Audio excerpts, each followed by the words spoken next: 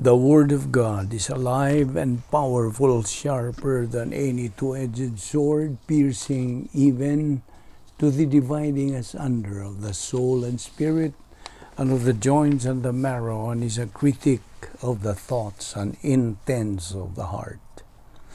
Ang tibuok nga kasulatan gipaginhawa sa Dios ug may kapuslanan alang sa pagpanudlo, alang sa pagpamadlong, alang sa pagpanulid, ug alang sa pagmatuto sa pagkamatarong, aron ang tao sa Dios mamahingpit, masinangkapan, alang sa tanang maayong bulhaton. Paningkamuti pagayo ang imong kaugalingon sa pagpakita sa atubangan sa Dios ingon nga iyang nahimutan usa ka magtatrabaho nga dili kinahanglan magakaulaw nga sa hustong pagi magapanudlo sa pulong sa kamatuoran. Before we start our Bible study today, we welcome everyone, especially our subscribers, our viewers, ang atong mga igsoon diyan ni Kristo. So, niyan usab kita ning atong adlaw-adlaw nga pagtuon sa pulong sa Dios, agi sumpay sa atong gibiyaan nga pagtuon kagahapon ani pa kita makadupot sa doktrina sa sala, the doctrine of sin. Okay, so kaninyo nga mga magtutuo sa di pa kita magatuon sa pulong sa Dios, gikinahanglan nga mapun-an kita sa Espiritu Santo pinagi sa paggamit sa prinsipyo sa 1:1-1:9 nga gitawag nato sa English og the rebound technique, ang atong pagsugid sa tanan nato mga salang nabuhat ning adlaw ngadto sa tubangan privately, directly to God the Father. Okay? O galang kanimo dili magtutuo, ang imong giatubang issue dili ang sugid sa mga sala, kundi ang imong paggamit niya ng imong kabubuton, your free will, sa pagtuo kang Ginoong Hesukristo ingon nga imong manluluwas. Busa magampot ta karon sa hilom.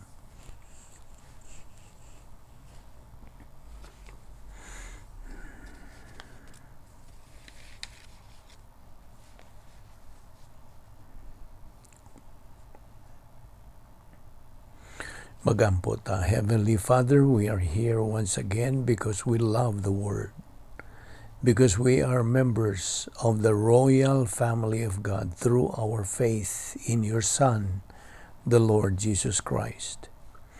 Because from eternity past, our life has had meaning and purpose and definition.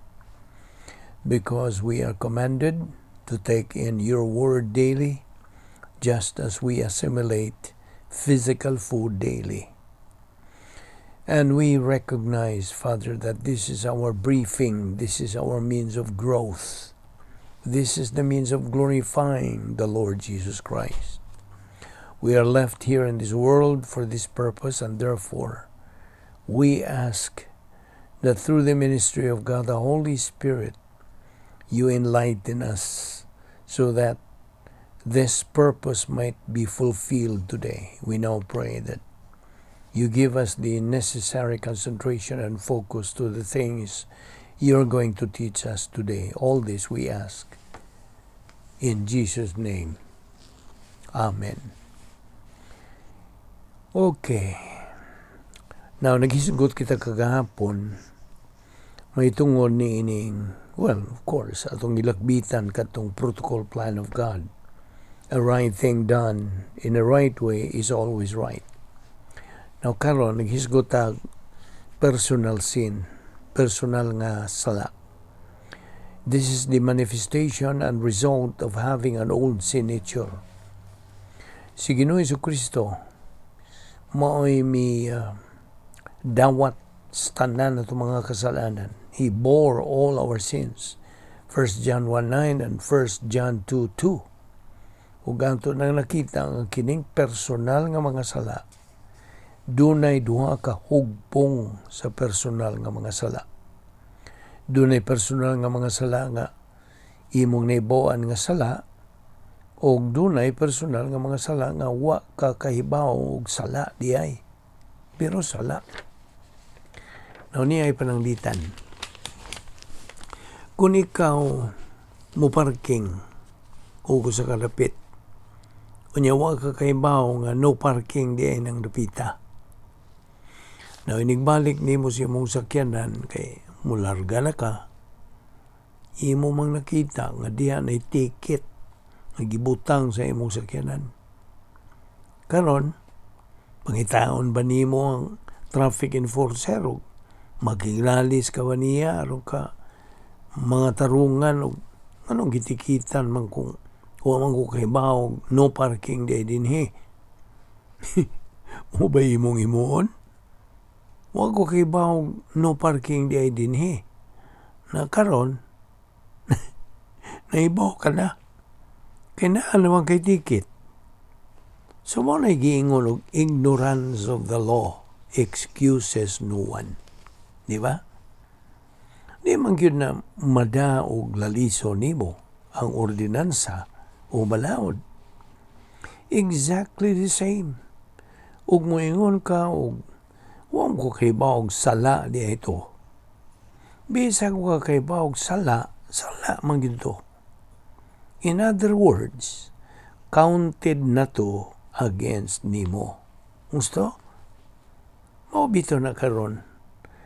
Ma-realize ninyo unsa ka grabe gyud ay ang grasya sa Dios nga iyang gitunol nga ni kanato. Memorize na ba gyud ninyo ang 1 John 1:9? Unsa giyon diha sa 1 John 1:9 kanunay natong ginabatbat sa di pa kita magtuon sa pulong sa Dios. If we confess our sins, He is faithful and just to forgive us our sins and to cleanse us from all unrighteousness. Ibaw ko kanang isulti diha nga to cleanse us from all unrighteousness. Lakip na niana ang mga sala nga imong nabuhat nga wa nimo ibaw ay sala apan sala di ay. Tanawara na. Every time nga mogamit ka sa 1 John 1:9 for rebound, kunya imong isugid ang imong mga sala nga imong gilista nga imong nahibawan, i-appeal sa Dios og pasaylo ang mga sala nga wa nimo hibaw og sala di ay. Pero sala. Iyang gi-appeal. Iyang gi-appeal kadto og pasaylo o pagpa. No di ba na grasya? Tanawa ra gud ng paagi sa Dios. Mo nang di na lang ta makiglalis. Wa magkukaiba og sala to Dios. Namoingon ka na. Ayaw na lang pagkiglalis. Ay kung wa kakahibaw og sala, di ay to sila. Rebound lang gihapon. Kay ma-appeal na to sila papas. Nakasabot ka? Abigod nimo.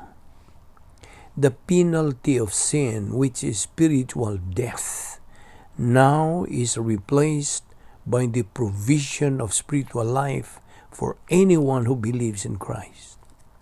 For the wages of sin is death, but the gift of God is what? Eternal life. Now for the unbeliever, so sa kadi magtutuo, the issue of sin is rejection of Christ as Savior. John 3:18, John 3:36. Now this is the basis of the unbeliever's condemnation at the last judgment. Personal sin never condemns anyone to hell. Ato naman ang gisgutan ba? Before? Ato pag yung balikon sa pagpaklaro nimo. Bisag unsang klasihang sala nga imong buhaton, dili na mao'y maka-impyerno nimo. Ipatinaw naman na nato ba? Sublion ko sa Panginoon. Nga bisag unsang klaseng sala nga pagabuhaton nimo, dili na mao'y makabanlod nimo sa impyerno. Kaya nga naman. Nga naman. Tungod kay alang sa usa ka dili magtutuo, ang makapatambog niya didto sa impyerno, maurang usa ka sala nga dili mapasaylo. Unpardonable sin. Nainumdong ka ba? sala nga dili mapasaylo, unpardonable sin. Usahay murag bikil bitaw sa itong una-una kay ano man. Kay naibaw ta nga ang tanang sala sa tibuok kalibutan sa tanang panahon o sa tibuok nga kasaysayan gibayra na ni Ginoong Jesucristo dito sa cross. And therefore, every time you confess as a believer or every time an unbeliever accepts salvation, ang tanang mga sala pasayloon tungod sa gibuhat ni Kristo dito sa cross. Nya mo ingon ka nga naisala nga dili mapasaylo. Kaya unsa man diha ang sala nga dili mapasaylo tuod? Ang pagsalikway nimo kang Kristo ingon nga manluwas. Mao na your rejection of Christ as Savior, that is the only unpardonable sin. Kaya unsa man pagpasaylo ni Ginoong Jesucristo kung dili ka gusto mapasaylo or pasayloon. No, kapila na nato kinibalikas pag-ingon nga dili ang Dios mamugos nimo. No. Paminaw. God respects your volition. Ang Dios nagatahod dili mo hilabot sa kabubuton sa tao. Ug tungod niya na kung ako sa katao mo ingon og dili ko gusto, natural. Anha ra diha kutob. Ug way may tabong pasaylo. Wala. So kung mo ingon ang usa ka tawo og gusto kong mutuon ni Ginoong Jesucristo aron ako mapasaylo o pasayloon, diha maiya ang kapasayloan. Gusto? Kapag mo ingon siya og dili ko gusto, nan way may tabong pasaylo. O ginunua, mahinukman ninon siya o ibanlod siya sa impyerno, human siya mamatay. Mauni ka matuuran ug kana dili na mausab. Okay? So for the believer, the issue of sin is the utilization of rebound technique in 1 John 1:9. In the New Testament, kung mubasa mo sa mga bersikulo, doon ay mga bersikulo nga maghisgot o mga sala. Doon na po'y bersikulo nga maghisgot o sala. In other words, mga sala, daghan. Kung sala, usara. Kung makabasa gani mo diha sa Biblia o daghan, makakita mong sin nga naay S, ang labing siguro personal nga mga sala ang gipasabot ana. Pero makabasa gani mo diha sin nga singular YS, ang gisgutang klaro, ang gisgutang klaro ana mao ang kinaiyang makasasala, the old sin nature. Mao nga kung makabasa gani ka anang for the wages of sin, single na is death. Kanang sin diha ang buot ipasabot o ang gisgutan ana mao ang kinaiyang makasasala. Okay? Ang wages of sin diha mao kana ang atong pagpaklaro nga resulta sa atong kahimtang ingon nga espiritual nga patay, spiritually dead. Pangutana, where did sin come from? Or diin man magagikan ang sala? O kanus aman magsugod ang sala? Kinsa may create og sala? Natiman nga wa i-create ang sala. Di man i-create ang sala ba? Kaya ang sala resulta. Di ba resulta? Dili kini siya kanang mugna, kundi usan ni siya ka resulta. Apan ang labing klaro gyud niini, dili gyud ang Dios ang nagmugna og sala. Akong balikon, dili ang Dios ang nagmugna og sala. So diin man gikan ang sala. God is not the author of sin or temptation. Makita man nato na diyan sa James chapter 1 verse 13 to 15. So diyan man gikan ang sala. tubag, kabubuton. Free will. Asa man di gikan nagsala? Sa gibuhat ni Lucifer, ang iyang gibuhat, di ba gikas kabubuton niya? Sa gibuhat ni Adan, ang iyang gibuhat, gikan pod sa iyang kabubuton. Therefore, all sins come from the volition of the believer's soul. The old sin nature only motivates the believer to sin. He does it by his own free will. Maminaw. Sin originated with Satan through negative volition. Dito magsugod. Pero di po siya nagmugna. Tungod kay ang iyaha, maura ang iyang paggamit o kabubuton, gihapon nga, mao'y may resulta sa sala. God created Adam and the woman in perfection. Both were free moral agents. Ang buli pasabot sa free moral agents mo kini, binuhat nga nanag-iya o kaugalingong kabubuton. They were free moral agents, just as Satan was. Ang mga anghel, mga free moral agents po din sila. Doon na sila ilang kaugalingong kabubuton. They could only sin. Magkasala lang sila by negative volition, acting independently of God, pagsupil sa Diyos. When God created Adam and the woman, they were perfect beings, and their point of reference was personal love of God. Ang personal nga gugma sa Diyos dito sa hardin. Ang ilang relasyon sa Diyos, personal. Way nag-ali, way nag-uwang, way nagbabag. Di niya ito ipadayon ni ugma. Muhulong lang usatag kina, di niya magampo ta.